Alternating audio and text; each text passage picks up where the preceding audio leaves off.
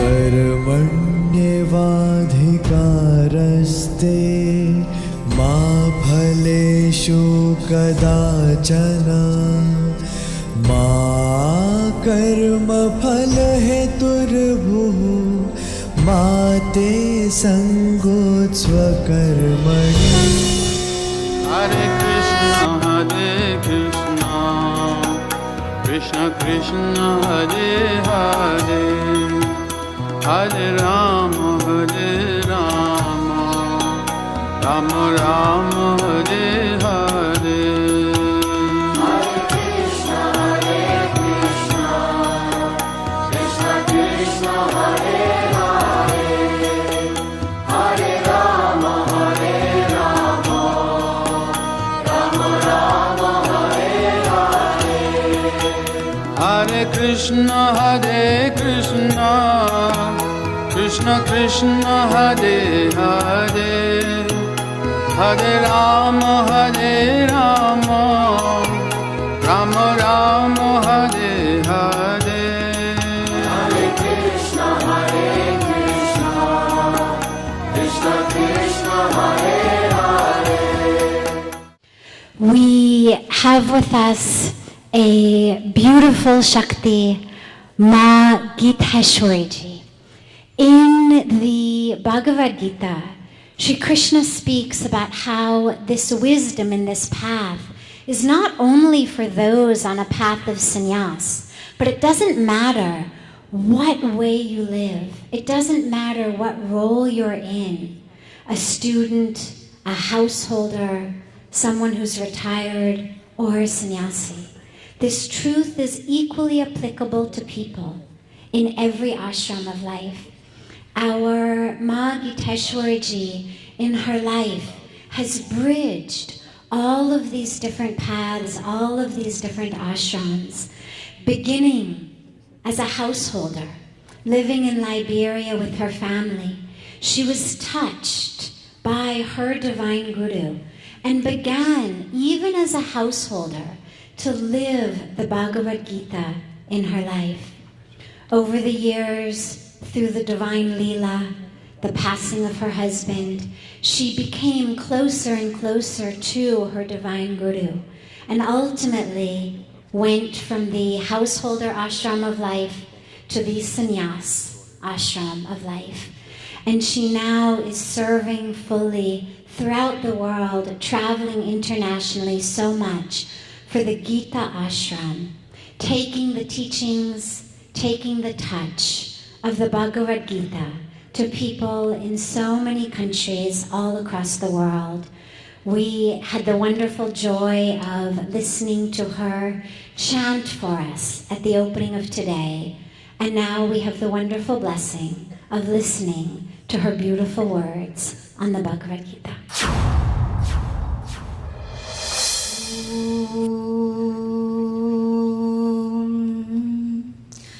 गजाननं भूत गणातिसेवितं कपित्थजम्बो फलचारुभक्षणम् उमासुतं शोक विनाशकारकं नमामि विघ्नेश्वरपादपङ्कजं नमामि विघ्नेश्वरपादपङ्कजम् ॐ वसुदेवसुतं देवं कंसचाणूरमर्दनं देवकी परमानन्दं कृष्णं वन्दे जगद्गुरुम् ॐ राधा देवी जगत्कर्त्री जगत्पालन तत्परा जगल्लय विधात्री च सर्वेशी सर्वसूतिका ॐ नारायणं नमस्कृत्य नरं चैव नरोत्तमं देवीं सरस्वतीं व्यासं ततो जयमुदीरये। ॐ गुरुर्ब्रह्मा गुरुर्विष्णु गुरुर्देवो महेश्वरा गुरु साक्षात् परब्रह्मा तस्मै श्री गुरवे नमः। सर्वप्रथम आप सबकी तरफ से अपनी तरफ से मैं प्रणाम करती हूँ परम पूज्य परम आराध्य सद्गुरुदेव भगवान श्री श्री 1008 स्वामी हरिहर जी महाराज जी के कमल चरणों में हम सबका, इस सेविका का और हम सबका अनंत कोटि साष्टांग दंडवत प्रणाम है। मंच पर विराजमान समस्त संतगण, संत समाज एवं विद्वद्गण और आप सभी भक्तों को, सभी पुण्य आत्माओं को मैं हृदय से नमन करती हूँ।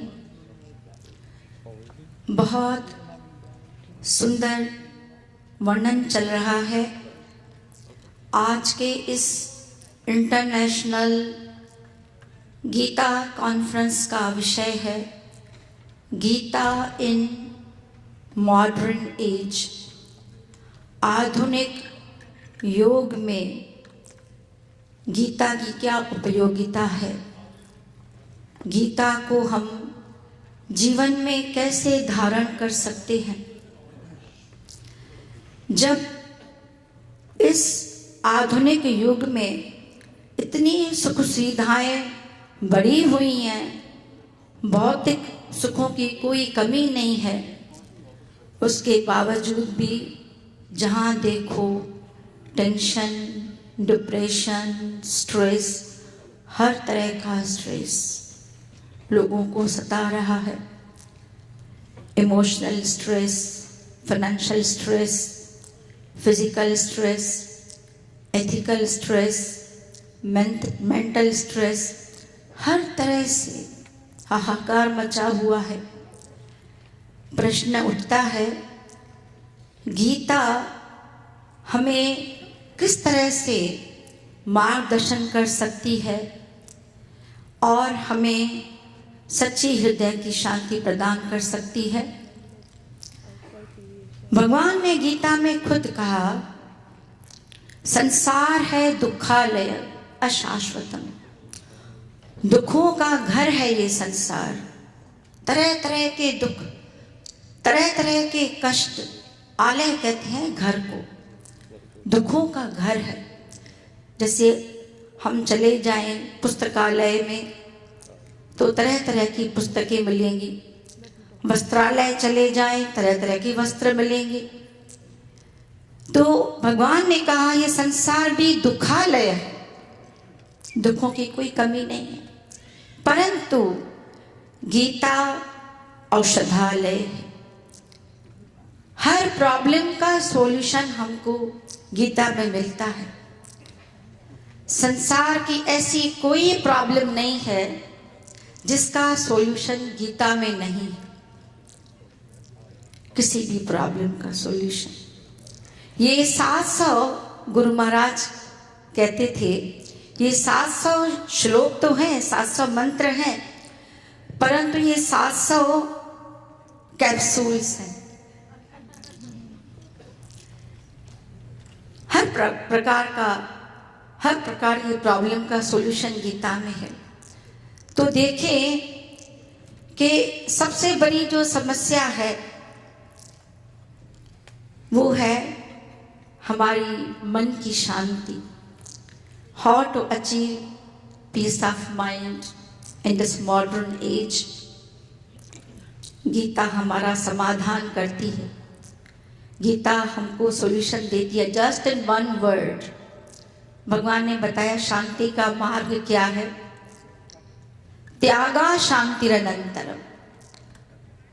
अर्जुन, त्याग से ही तुमको सच्ची शांति मिल सकती है।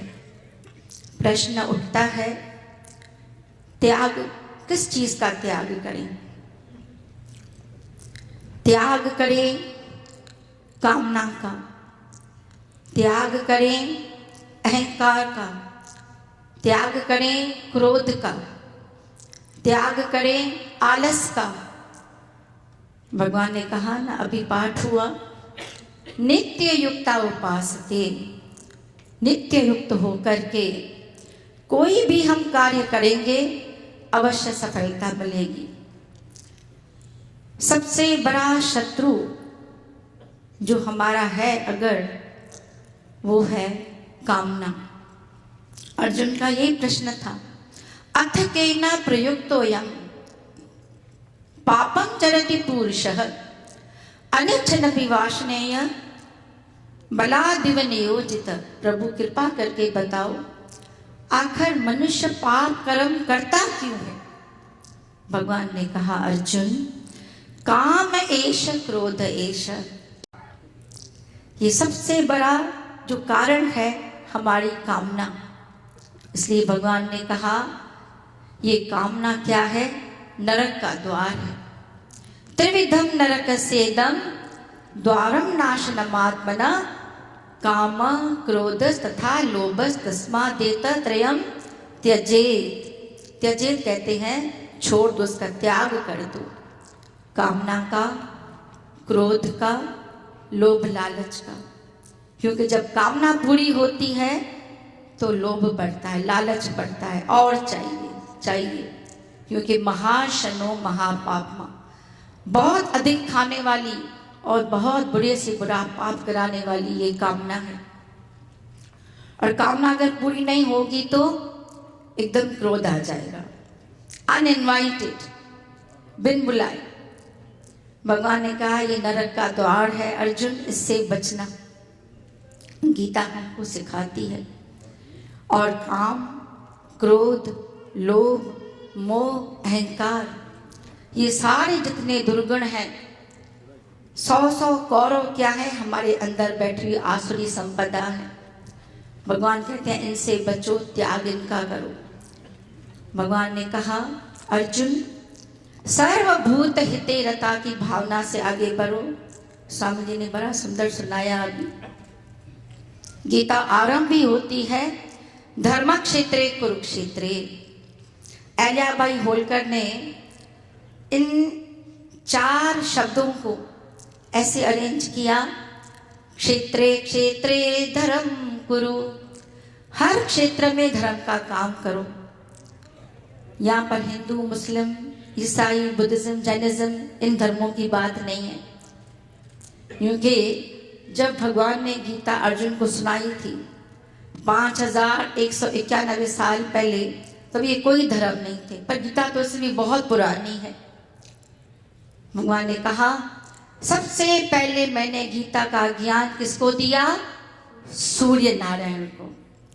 इमं विवस्वते योगम प्रोक्तवान हम अव्ययम विवस्वान मनवे प्राह मनुरिक्ष्वा कवे ब्रवीत। बहुत पुरानी है गीता, और आज तक इस गीता में एक भी अमेंडमेंट कोई कर नहीं सका, क्योंकि ये भगवान की वाणी है, इसमें परफेक्शन ही परफेक्शन है।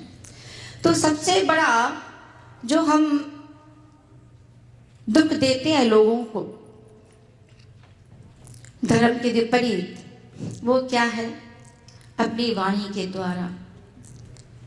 ऋषि वेद व्यास ने 18 पुराणों की रचना के बाद कहा, मुझे भी संतुष्टि हुई नहीं है। तब एक मंत्र लिखा, 18 पुराणेषु व्यासस्य वचनम द्वयम परोपकाराय पुण्याय पापाय पर पीड़नम। 18 पुराणों का निचोड़ बस 2 शब्दों में है। वो 2 शब्द क्या है? परोपकाराय पुण्याय, सबसे बड़ा पुण्य है किसी को सुख पहुंचाना। पापाय परपीड़नम, सबसे बड़ा पाप है किसी को कष्ट पहुंचाना। तो सबसे बड़ा कष्ट हम देते हैं अपने साथ चलने वालों को, लोगों को, अपने वाणी के द्वारा। भगवान ने कहा, जब बोलो तो सोच समझ के बोलो। वाणी ऐसी बोलिए, मन का आपा खोए, औरों को शीतल करे और आप भी शीतल हुए। पूरा श्लोक भगवान ने वाणी का तब बताया। अनुद्वेगकरं वाक्यम सत्यम प्रियहितं चयत स्वाध्याय व्यसनम चैव वाङ्मयं तप उच्यते। अर्जुन, ये शब्द ब्रह्म है, कभी नाश नहीं होता। ये शब्द जो कुछ हम बोलते हैं कहीं न कहीं प्रकृति में वो टिका हुआ है और कई गुना होकर के फिर हमारे पास वापस आता है। जबान इतनी मुलायम है, एक भी हड्डी जबान में नहीं है। बाकी पूरे शरीर में हमें हड्डियां मिलेंगी, पर जबान में एक भी हड्डी नहीं है। इतनी मुलायम जबान भगवान ने कैसे बंद करके रखी? 32 दांतों के पैरे में, बहुत कठोर पैरा। 32 दांत क्यों? ताकि जो कुछ बोलो 32 बार सोच के बोलो। और ऊपर फिर 2 होठों का पैरा लगा दिया, बंद रहो। आंखें सब देखती हैं पर आंखें बोलती नहीं। कान सब सुनते पर कान बोलते नहीं हैं। पर ये जबान न देखती है और न सुनती है, बोलती ही बोलती है। भगवान कहते हैं अर्जुन, वाणी का तप बहुत आवश्यक है, बहुत आवश्यक है समाज में सुख शांति फैलाने के लिए। पर सबसे बड़ी शांति तो अपने आप को मिलती है जब हम दूसरों को सुखी करते हैं। भगवान ने अर्जुन को इतने सुंदर सूत्र दिए हैं। सर्वभूत हिते रता, स्वामी जी ने बड़ा सुंदर सुनाया। गीता में कहीं भी हिंदू नाम है ही नहीं। अगर गीता सिर्फ हिंदुओं के लिए होती तो भगवान कहते अकृष्टा सर्व हिंदू नाम। भगवान ने हिंदू नाम तो कहा ही नहीं। सर्वभूत हिते रता, सुहृदम सर्वभूता नाम, सर्व भगवान ने कहा। तो बहुत बड़ी आवश्यकता है हमको गीता को अपने जीवन में अपनाने के लिए। मैं यही एक अपने बच्चों को सबको सजेशन दूंगी कि कभी भी हम डिफिकल्ट से घबराए नहीं, स्ट्रगल से घबराए नहीं, फेल्यूर से घबराए नहीं। फेल्यूर्स आते भी हैं तो कुछ हमको सिखाने के लिए, तकलीफें आती हैं कुछ हमको सिखाने के लिए। भगवान में पूरा भरोसा रख करके, क्योंकि भगवान ने एक सुंदर बहुत बड़ी प्रतिज्ञा करी है, अर्जुन योगक्षेमं वहाम्यहम्। तुम्हारा सारा बोझ, तुम्हारा सारा भार मेरे कंधों पे, तुम घबराओ मत, आगे से आगे बढ़ो। मैं कहती हूँ एक बात कि अप्स एंड डाउन्स तो जीवन का एक पार्ट है, आते रहेंगे जाते रहेंगे। आदंत मंत कौंत्य नत्यशुर मते, ये आने जाने वाली चीजें हैं। जब ईसीजी टेस्ट कराते हैं ना, तो ईसीजी में जो ग्राफ निकलता है अप एंड डाउन होता है। डॉक्टर्स कहते हैं कि पेशेंट ठीक है। जिस समय ये ग्राफ सीधा चला जाएगा तो डॉक्टर्स क्या डिक्लेयर करेंगे? नो मोर। घबराना नहीं है, आगे से आगे बढ़ना।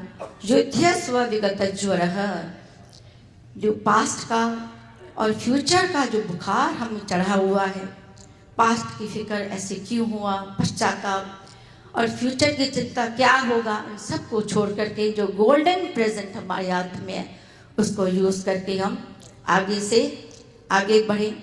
और यही कर्मों में कुशलता है। योगः कर्मसु कौशलम। और इसी से ही हम समता का बहुत बड़ा उपदेश लेकर के आगे बढ़ेंगे। और भगवान का उपदेश जब अंत में आता है, अर्जुन माँ शुचः, चिंता मत करो तो क्या करो? चिंतन करो। चिंतन है सिमरन। भगवान को हमेशा अपने साथ रखें। सर्वधर्मान परित्यज्य मामेकं शरणं व्रज, अहम त्वा सर्व पापेभ्यो मोक्षयिष्यामि मा शुचः। चिंता मत करो, आगे बढ़ो। और आज का ये जो सम्मेलन हो रहा है, इतनी सुंदर ये कॉन्फ्रेंस हो रही है, एक ही बात हम भगवान के चरणों में अर्पण करें, भगवान से आशीर्वाद मांगे। जो अर्जुन ने कहा प्रभु करिष्ये वचनम तव, आपकी आज्ञा का पालन करूंगा, तो आज हम भी यही आशीर्वाद लें सद्गुणों से, सब संतों से। सदगुरु श्री शंकराचार्य जी, स्वामी चिदानंद जी, स्वामी ज्ञानानंद जी और भी सारे विद्वान लोग यहाँ पर विराजमान हैं। इनसे आशीर्वाद लें कि हम भी ऐसे बोल सकें भगवान को, प्रभु जो आपने हमें शिक्षा दी है गीता में, अद्वैता सर्वभूता नाम से अनेक सूत्रों में, हम इनका पालन करेंगे। करिष्ये वचनम तव, चाहे एक भी शब्द गीता का हमने जीवन में पालन किया तो आज हमारा यहाँ पर मिलना और ये हमारी बहन सत्या जी का, भाई कृष्ण जी का जो इतना एफर्ट है ये सफल होगा और भगवान का भी आशीर्वाद मिलेगा। यत्र योगेश्वर कृष्णो यत्र पार्थो धनुर्धरा तत्र श्रीर विजयो भूतिर ध्रुवा नीतिर मतिर ममा। 4 पदार्थ अपने आप हमारी झोली में आ जाएंगे, धर्म अर्थ काम और मोक्ष, कोई कमी नहीं रहेगी। तो अंत में मैं अपनी बहन सत्या जी और भाई डॉक्टर कृष्ण कालरा जी को हृदय से बधाइयाँ देती हूँ और अपने सद्गुरुदेव भगवान सभी संतों का उनके ऊपर आशीर्वाद है। ऐसी सुंदर ग्रैंड कॉन्फ्रेंस उन्होंने अरेंज करी है, ऑर्गेनाइज करी है, उनको हमेशा गुरु महाराज का आशीर्वाद प्राप्त होता रहे।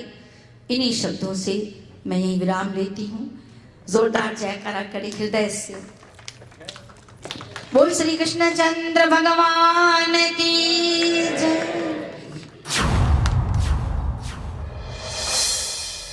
As we conclude this full day of living the Bhagavad Gita, I'm going to ask our revered and distinguished leaders to share with us one tip that we can take home. Ma Giteshwari ji spoke earlier today about 700 vitamins.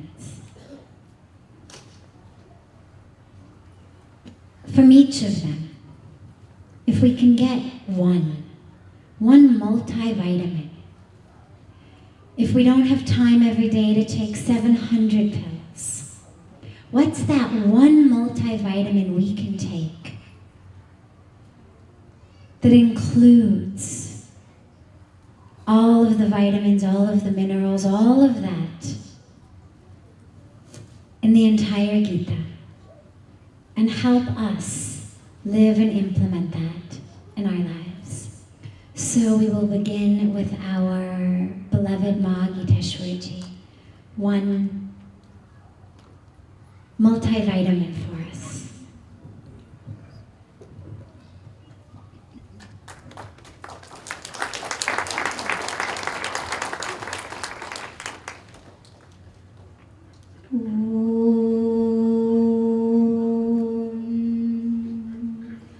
Vasudev सुतं देवं कंसचाणूरमर्दनं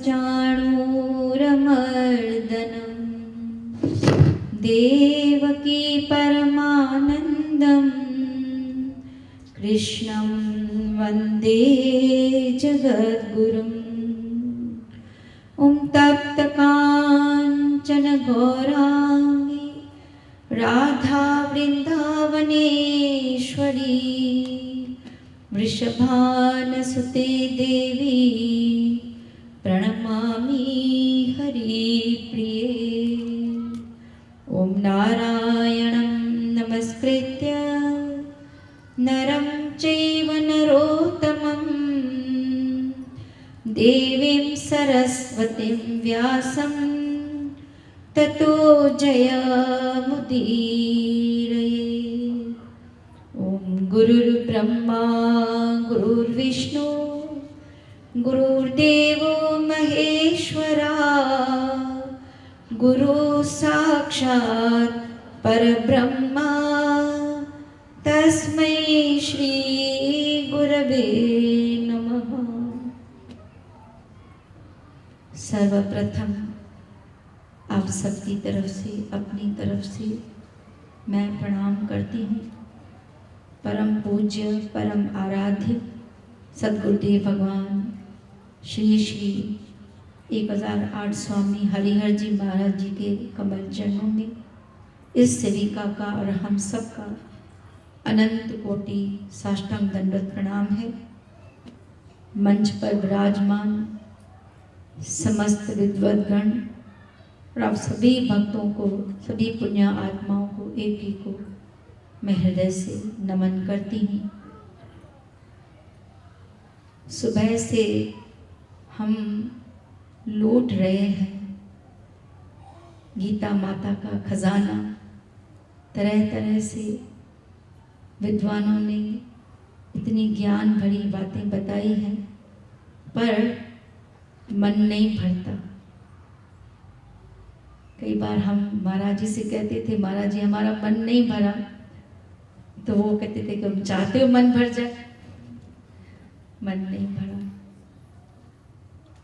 प्रातःकाल के session में हमारी बहन सत्या जी ने एक बात कही कि गीता हमको जीना भी सिखाती है और मरना भी सिखाती है। तो कई भक्तों ने पूछा, जीना तो सिखाती है, वो तो हम समझ सकते हैं, पर गीता मरना कैसे सिखाती है? मैंने सुबह भी कहा था कि संसार की कोई ऐसी प्रॉब्लम नहीं है जिसका सॉल्यूशन गीता में नहीं है। यही बात अर्जुन ने पूछी भगवान से 8वें अध्याय में, प्रयाण काले च कथम गेयुसी नियतात्मभि। प्रभु कृपा करके बताओ, अंत काल में किसको आपके दर्शन होते हैं? ऐसा कौन सा सौभाग्यशाली है? भगवान ने कहा, अंत काले च मामेव सिमरन मुक्त्वा कलेवरम यह प्रयाति सम्बद्ध भावम याति नास्त्यत्र संशय। अर्जुन, जो अंत काल में मेरा नाम लेकर के शरीर छोड़ता है, कलेवर कहते हैं शरीर को, उसके सामने तो मैं प्रकट हो जाता हूँ। उसको लेने के लिए यमराज के दूत नहीं आते हैं। जो गीता रोज पढ़ता है उसके पास यमराज के दूत नहीं आते। भगवत गीता किंचित धीता गंगा जल लव कणिका पीता सकदधि ये न मुरारी समर्चा तस्य यमन कुर्ते चर्चा भज गोविंदम भज गोविंदम गोविंदम भज मूढ़मते। जो पुण्य आत्मा नित्य नियम से गीता का पाठ करता है हर रोज, अंत काल में उसको लेने के लिए भगवान कहते हैं मैं स्वयं आता हूँ। तस्य यमन कुर्ते चर्चा, यमराज तो उसका नाम भी नहीं ले सकते, आना तो बड़ी दूर की बात है, वो उनका नाम भी नहीं ले सकते। ये भगवान का आदेश है यमराज को। यमराज जो गीता पाठी होगा उसके पास तुम नहीं जाओगे। तेषाम अहम समुद्धरता मृत्यु संसार सागरात् भवामि न चिरात् पार्थ मय्यावेशित चेतसा। एक क्षण की भी मैं देर नहीं लगाता हूँ और भक्त के सामने उपस्थित हो जाता हूँ, उसका उद्धार करता हूँ, दोनों बाहों से उसको गले लगा देता हूँ। ये भगवान की प्रतिज्ञा है, भगवान की वचन है। तो अर्जुन के प्रश्न में भगवान ने बताया जवाब में, अर्जुन अंत काले च मामेव सिमरन मुक्त्वा कलेवरम यह प्रयाति संबद्ध भावम याति नास्त्यत्र संशय। जो अंत काल में मेरा नाम लेकर के देह छोड़ता है वो तो सीधा मेरे साथ मेरे परम धाम जाता है। हम कहेंगे भगवान का नाम ही तो लेना है, एंड में राम बोल देंगे, कोई बड़ी बात नहीं है, राम बोल देंगे, परंतु अंत काल में जब शरीर छूट रहा है उस समय होश किसको होता है? कई बार इंसान बेहोश हो जाता है, कोमा में चला जाता है, कई परिस्थितियां होती हैं। राम मुंह से निकलना इतना आसान नहीं है। होता क्या है प्रोसेस, थोड़े मैं बताऊं मैं आपको। जब ये शरीर छूटने वाला होता है, हमारे शरीर में 10 प्राण हैं। प्राण, अपान, व्यान, उदान, समान, ये प्राण 5 और 5 उप प्राण हैं। कूर्म, नाग, कीकर, देवदत्त और धनंजय।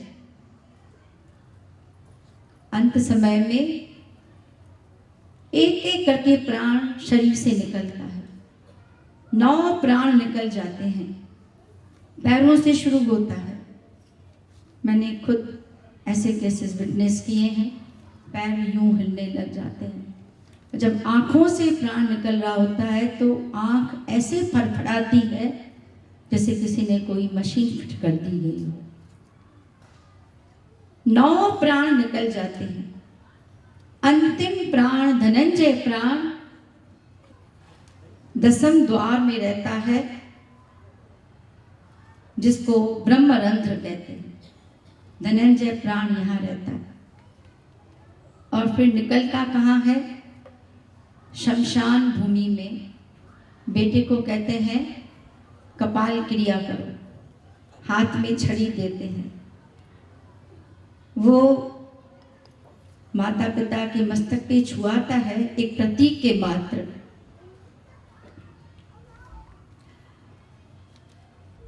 तो उस समय भी ये प्राण नहीं निकलता। अग्नि संस्कार के बाद ये स्कल 2 हिस्सों में बंट जाता है। धनंजय प्राण निकलता है और बहुत बड़ा धमाका होता है।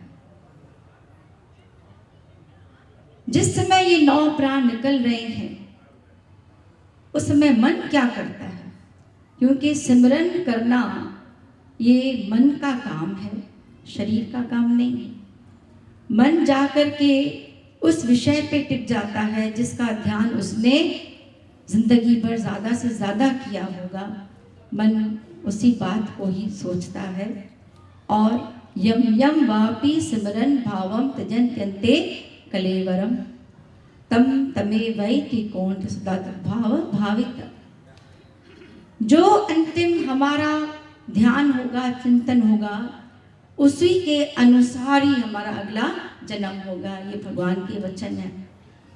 अर्जुन ने प्रश्न किया, प्रभु तो फिर ये अंत समय में मन आपका नाम कैसे जप करे, कृपा करके बताइए। तो भगवान ने उसका सॉल्यूशन दिया। 1 मिनट में बता करके समाप्त करूंगी। तस्मात् सर्वेषु कालेषु मामनु स्मरयुध्य च मयि अर्पित मनो बुद्धिर मामे वैसस संशय। इसलिए अर्जुन तो हर समय मेरा ध्यान करो। जैसे सुबह के सेशन में कईयों ने इस बात को टच किया कि भगवान का आदेश है, यत् करोषि यदश्नासि, जो भी कुछ करो मुझे अर्पण करो। तो बस एक यही सरल तरीका है सिमरन का। जो भी काम करें एक बार भगवान का नाम जपें, जस्ट वंस। भोजन करें तो एक बार जो आपको पसंद हो भगवान का नाम। हरिओम पसंद हो तो हरिओम बोलो, 1 सेकंड से ज़्यादा नहीं लगता। पानी पिए तो हरिओम, सोने जाए तो हरिओम, उठते ही भगवान का नाम लें हरिओम, घर से बाहर जाए तो हरिओम, अंदर आए तो हरिओम। मतलब ये है कि मन को ट्रेनिंग देनी है, मन को अभ्यास देना है कि कोई काम करेंगे तो पहले भगवान का नाम लेंगे। तो अंत समय में जब ये शरीर छूटने वाला होता है, मन अपने आप काम करता है। इसको आदत पड़ी हुई है। तो हमारी बहन साध्वी भगवती जी ने कहा, एक टिप तो गीता में तो जैसे सुबह मैंने कहा ये 700 मंत्र नहीं है, 700 पिल्स हैं। कई भाई बहन मेरे पास है, ये 700 पिल्स क्या है हम समझना चाहते हैं। इतना समय नहीं है, सिमरन की बहुत महिमा है। गुरु नानक देव जी ने कहा, एक ओंकार सतनाम कर्ता पुरख निर्भव निर्वैर अकाल मूरत अजूनी सैभव गुर प्रसाद। जप, जप मतलब सिमरन। आद सच जुगाद सच है भी सच, नानक होसी भी सच, सिमर सिमर सिमर सुख पावा। इन्हीं शब्दों से मैं यही विराम लेती हूँ और महाराज जी का करोड़ों आशीर्वाद हमारी बहन सत्या जी को और भाई डॉक्टर कृष्ण कालरा जी को और आप सबको जिन्होंने भी इसमें सहायता करी और जो भी आए, आप सबके लिए भगवान का करोड़ों आशीर्वाद। बोल श्री कृष्ण चंद्र भगवान की जय। Hi folks, Guru Ma Geeteshwari is right here with us all the way from India. She has been running the Gita Ashram in Delhi and she has also been awarding with a lot of spiritual awards like Geeta Bhaskar, Geeta Rath and a long list. Welcome to IND TV USA. First of all, a very pranam to you. And second, that I want to compliment on the good beads these are. These look like Rudraksh. What are these? These Rudraksh Mala is prasad of my revered Gurudev, Shri Shri Swami Harihar Ji Maharaj. Awesome. So tell us a little about how you actually got associated with Gita Ashram and what is your inspiration to run this for years and years when you have also stayed across the seas for many, many years. Gita Ashram, Liberia, is situated in West Africa. I first met Maharaji in 1975 there, and the very first discourse of Maharaji touched my heart, and from thereafter I started reading Gita and till today is with me. Awesome. So when you run Gita Ashram in Delhi, and I guess you're from Pune and you've been associated with Gita Ashram at other places. You just mentioned you got yourself associated with Gita Ashram in Liberia. What are the basic differences in the way the ashram is run in different parts of the world? Actually, there is no different ways. We have just one uniform format all over the world. How we start and how we end, we have just uniform format. Awesome. So what is that one preaching of Gita that you think each and every person should imbibe in their lives? The very first teaching of Bhagavad Gita we always recite before any function we start. That is the 12th chapter of Srimad Bhagavad Gita, which is yoga of devotion, and without devotion you cannot attain God. Awesome. So, one of the very popular verses from Gita is Pavitranaya sadhunam vinashaya ch dushkritam dharma sansthapanarthaya sambhavami yuge yuge. So, God will appear when the need be. But in Kali Yuga we see that there is a lot of corruption, there is a lot of frustration, people get overwhelmed with their problems, there is a loss of self-control. When so much is happening, what do you think the incarnation of God, will he be coming? I mean, how does one decide? How do you predict it all, being a sadhu? God actually doesn't come on earth holding the flute or gopis or gwalas. I think in the form of saints and sages, God comes forth. Awesome. You have a message that you want to throw out to our IND TV USA viewers? Only one thing I will request, and which are the words of my revered Gurudev, that Gita padho. Wherever you go, wherever you meet anyone, just pass one message of Gita padho, that he will get good merit and you also will be benefited from there. So this is my humble request to everyone. Please read Gita in your daily life. Thank you. Thank you, Geeteshwari ji, for speaking with IND TV USA. Thanks a ton. Thank you very much for listening. Thank you. कर्मण्येवाधिकारस्ते मा फलेषु कदाचन मा कर्म फल हेतुर्भुः माते संगोत्स्वकर्मणि। Hare Krishna, Krishna Krishna, Hare Hare, Hare Rama,